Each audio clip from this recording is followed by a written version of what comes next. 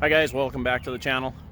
I'm going to do a 1 month review on the 2021 CB500F. Talk about what's been going on with Ashley and it, and just what I think of the bike too.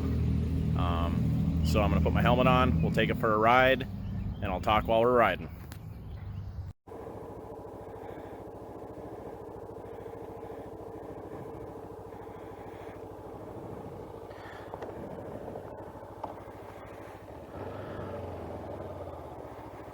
Alright guys, hopefully my camera's working. Maybe I should stop and check and make sure it's on. Yep, okay. So, like I said, I'm going to take the little CB for a little test run here. I haven't ridden it much since Ashley's bought it. It's been 1 month exactly since she bought this bike. She has almost 400 miles on it, 339 miles on it. She doesn't want me to take it for a real long ride because her 600-mile service is coming up, and it's a pretty expensive service, and she's worried about having to spend money on that. But anyway, we'll probably have to help her out on that if she needs it. So I'm going to talk about a few things about it. First off, I want to straighten something out about what I said in the first video I did on this bike. I kept saying it was a perfect girl's bike. Well, I didn't mean it was only for girls. What I meant was, we bought it for Ashley because her VFR that she started on was too big and heavy for her. Now, we kind of checked out a bunch of stuff, weight-wise, and how they felt and everything else, and this little bike here, and it's not really little, I mean, it's a full-size bike. I fit on it comfortably, and I'm 6 feet tall. So, but this bike here it's not the lightest bike in its size, probably. I believe, wet and ready to ride, it's like 420 pounds. But it feels light. When you get on it, you can tilt it way over to side, and it feels light. Now, that's because of low center of gravity, stuff like that. So it's an extremely light and very nimble, well-handling bike. It's a great bike for anyone, really, beginner or not. An experienced rider could have a blast on this bike, taking it to the track, stuff like that. Now, if I was going to take it to the track with my weight, I'd definitely have to do a little to the suspension, because I'd be bottoming it out, driving it hard into the corners. But, you know, a smaller, lighter person wouldn't have to do a darn thing to it. It's that good. The tires that are on it are good tires. I believe it's Road 5s. A lot of people love them, especially for street riding. And it's been performing well. I mean, you guys saw my first video, and then Ashley's been riding it quite a bit. Like I said, it's only been a month, and she doesn't ride as much as me, obviously, but she's been riding quite a bit because she wants to get used to it and stuff. And I'm going to talk about, she did drop it once. We got down to a road that turned to gravel. It was on an off-camber situation. She went to turn around, and she got herself into a position where she couldn't touch with her feet. And she panicked a little bit instead of actually letting the clutch out and just going, because she was on gravel and she thought she'd spin her tires and tip over. Well, she ended up tipping over anyway. So she probably should have tried to do what she should have done in that situation. But like I said, she's a very new rider, beginner. You're going to drop your bike. That's just pretty much the way it goes for 90% of beginner riders. Now, she wasn't that upset, especially once we picked it up. Now, if you saw in another video I made, we installed frame sliders on this bike for her, and they did their job. The only damage she got to her bike was she broke her lever, which you can see right here. If you can see, the tip of the lever, just the very tip of the lever broke off, so she can still ride it, no problem. She rode it home. She scratched the very corner of her mirror right here. You have to look hard to see it, but it did scratch it a little bit, and it scratched her bar end just a little bit. And then it scratched the frame slider too, a little bit. But like she said, she put them on there to keep from wrecking anything else. She didn't scratch any of the plastics. She didn't scratch, break a turn signal. None of that. So it actually, they did their job. So if you're a new rider, I would definitely suggest frame sliders or crash bars or both. I mean, they're going to protect your bike and only scratch them up. And then down the road, when you become a good rider, you take them off, and they're the only things that are scratched. Now your bike looks brand new again. So that was the only incident she's ever had on it. Other than that, riding on the regular roads where we didn't run into gravel and stuff, she was fine. And even if she would have been a more experienced rider, she'd have been fine in that situation too. But being a new rider, it happened. Now, I had talked about lowering it for her. She's ridden it quite a bit now. She took it through an advanced motorcycle training course. Both of us went to it, and great course, by the way. That's in another video with links in the description to go take the course yourself. But she's done all this stuff, and she does not want to lower her bike. It's light enough that even though she can only touch on tippy toes, she's very happy with it, because if you keep one foot up like you're supposed to, which you learn in these riding courses, and you only put one foot down, she can put her foot down flat foot and it's fine. So the only thing you got to be careful of is in your off-camera situations, which she found out, and that all comes with experience. So other than that, it gets over 60 miles to the gallon. I mean, probably almost 70. Actually, right now, it's getting 88.8 miles to the gallon is what it says. Oh, it just dropped to 72. So I must have been kind of coasting. But it gets, like I said, over 60, almost 70 consistently, no matter how you're riding it. So that's another plus of this bike. You know, it's a very maintenance-free bike. Other than your normal, you're going to have to do stuff with your chain, stuff like that. But, you know, lube it every 500 miles, clean it and lube it, you know, make sure it's the right tension, stuff like that. Look over things, make sure things are tight, you know, wheel bearings, brake pads, tires, that stuff's all going to happen on any bike you've got. But like I said, she's loving the bike. Now, Ashley's 5'4", so she's pretty short for anybody, guy or girl. And like I said, if you're any shorter than her, you'd probably want to lower it.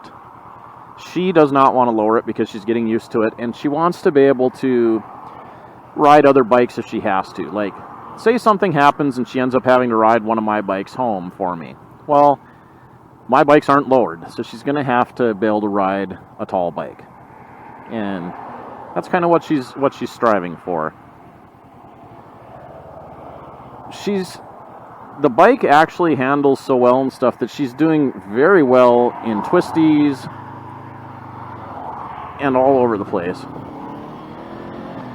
And now, like I said, I'm 6 feet tall, 220 pounds. We're going to get on it here, because I'm getting on the highway here and there are cars coming. But you can see I'm up to speed already. That was no problem, and I'm a big guy. So this bike would be great for anybody to start on, or great for just a second bike or a commuter bike. I mean, the gas mileage, you could actually save some money getting that kind of gas mileage. Now, as far as reliability, I mean, we've only had it a month, but it's a Honda. You can't beat them for reliability. I mean, you just can't. Hondas are basically the cream of the crop, have been forever. All the big four are right up there. Yamaha is probably second. I actually like Kawasaki better, so I can't really say, you know, you kind of have impartial feelings. But I mean, any of the big four are going to be just fine. And they're way cheaper to maintain and stuff than the European bikes. Or American bikes, I mean. But most of the guys that are buying Harleys are your big cruiser guys that they're going to buy a Harley no matter what. You're not going to talk them out of it. I've owned them all. I like them all. Every bike out there has a place. Just not everybody can afford every bike, so you got to pick what you like best. Now, as you can see, I was doing 70 miles an hour. The bike holds it no problem, and it's got plenty left to speed up. Drop a couple gears and pass. It's fine. great bike. It's too bad we got behind this car. I wanted to run these few twisties just for fun. But of course we got behind a slow car. And we've got a car right on my tail too. So we'll just kind of go along here and see what happens and ride the twisties as fast as these cars go, and maybe on the way back get them a little better. So I'm going to actually probably put my camera on Ashley's helmet one day and make her go out and motovlog on what she thinks about this bike too. It's her bike. She's been riding it the most, so she's going to have the best impressions as far as what she thinks for beginner riders or female riders. Now, like I said, I had a guy comment on my other video that I kept saying it was a girl's bike, and perfect girl's bike, and he wanted to buy one, and he was wondering if he shouldn't buy one because I kept saying that. Now, no, that's not what I meant. It's really a perfect all-around bike. It's a nice size to be able to get out on the highway if you want to, but yet it's small enough that you can weave in and out of traffic, scoot around town, get good gas mileage. If you do tip it over, you can pick it up. Like I said, put frame sliders on it, and you're not going to hurt the bike really, unless you actually crash, obviously. But it's a good bike. So I don't know what else to really say about it. It isn't all fancy schmancy with a bunch of stuff to go, you know, like traction controls or power modes or any of that kind of stuff. It has ABS. I believe it has the link brakes. Any of you that don't know what the link brakes are, it's when you hit your back brake, it applies front brake pressure for you. It just helps in stopping. I believe your front brake is still independent, so that your front brake works alone. I'm not sure exactly on that. I have to research it a little more, but it does seem to stop really well. My CB500 has link brakes too, and if I just hit the back brakes, it definitely isn't just the back brakes that are being hit. So other than that, you can see it handles really well. We're doing 50 through these 40-mile-an-hour curves. I mean, I'm not even thinking about it. I'm looking around and talking to you guys. I mean, I could go way faster. Usually through here, I average about 65, 70, and don't slow down on my CB1000 or my CBR1000, or pretty much any bike I ride other than a big cruiser would probably scrape. So I'm going to turn around here just because I don't want to go super far, and because Ashley didn't want me to, and I'm pretty much done talking. So let's go back the other way once we get turned around and there's no traffic. Okay, so now there's nobody ahead of us, so let's see what this thing will do on its own. Now, I'm not going to go probably as fast as I do on my bikes, because this is not my bike, and if I wrecked it, Ashley probably wouldn't be too happy with me.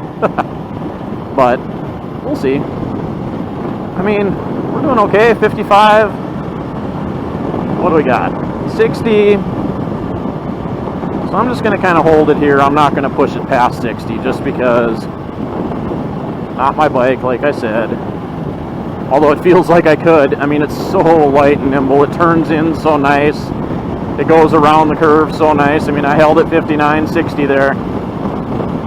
Great handling bike. I mean, track bike. It'd be a great track bike. You can take it out there. If you wreck it, there isn't a ton of plastics on it to have to take care of.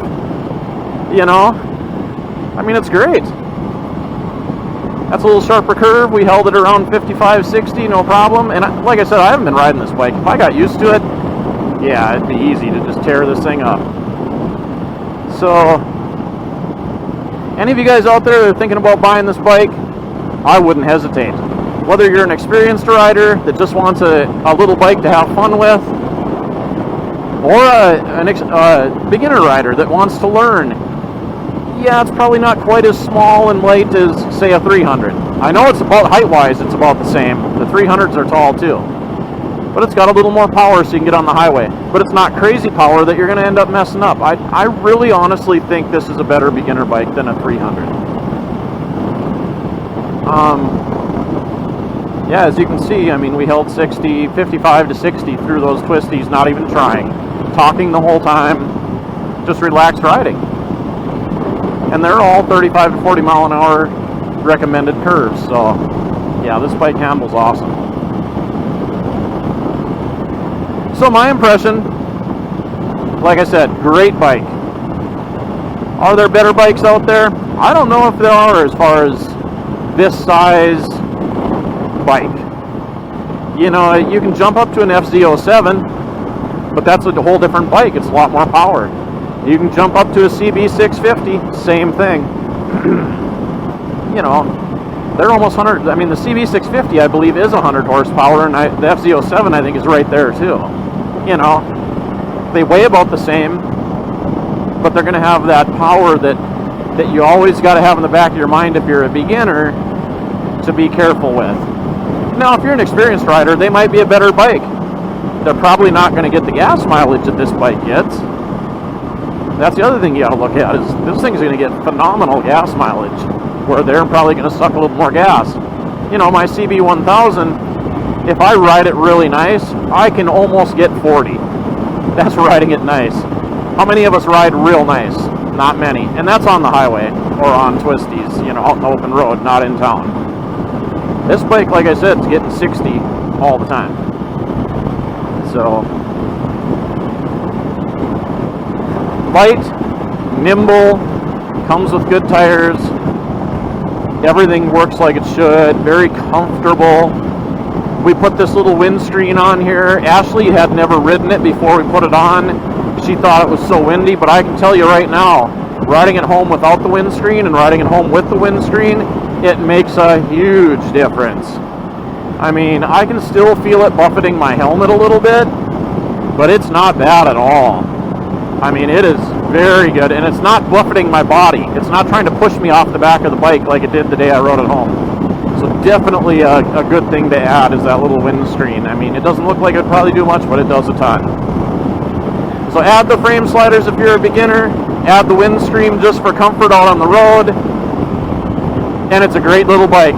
You can't go wrong. You will not be disappointed. You will have fun. Just do it. Cheap bike too. I mean, out the door with all the paperwork and everything else, it's under $7 grand. Brand new. Showroom floor. So quite a ways under $7 grand. So that's about all I got. Hope you guys enjoyed the video. Adopt, don't shop. And we will catch you on the flip side.